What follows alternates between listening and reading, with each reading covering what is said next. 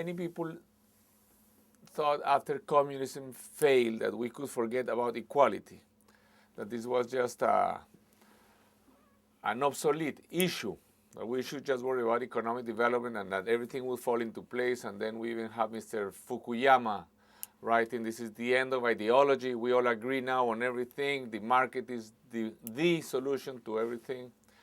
But I'm not so sure, because actually we have been trying to have more equality for the last 2,000 years. I mean, even more. Greece, Rome, the Judeo-Christian revolution. I would even say that Western civilization came to happen not because it had more advanced technologies or mathematical knowledge, but because it had this bonding element of equality, which was finally the basis for private property and laws that protected citizens' rights and things like this. But over the last 300 years also, all kinds of conflicts for more equality.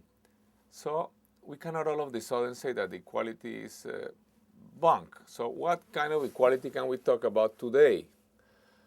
Not income equality, clearly, because we all agree now that the best way to manage most of society's resources is private property and the market, and that creates income inequality. But what kind of equality? So I would say at least equality of quality of life, at least for children, that all children should have access to everything they need to be happy, to green spaces without being members of a country club, to sports facilities, to libraries, to waterfronts.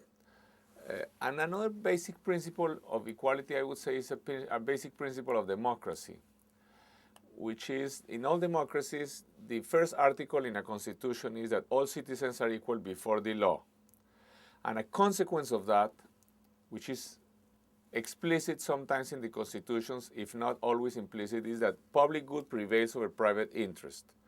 This is an extremely powerful principle. If public good prevails over private interest, for example, we should not have private land around growing cities in the developing world.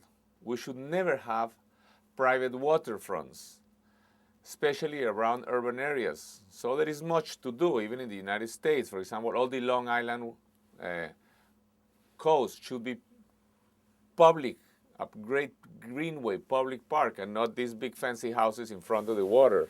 If we really had a true democracy at work, I mean,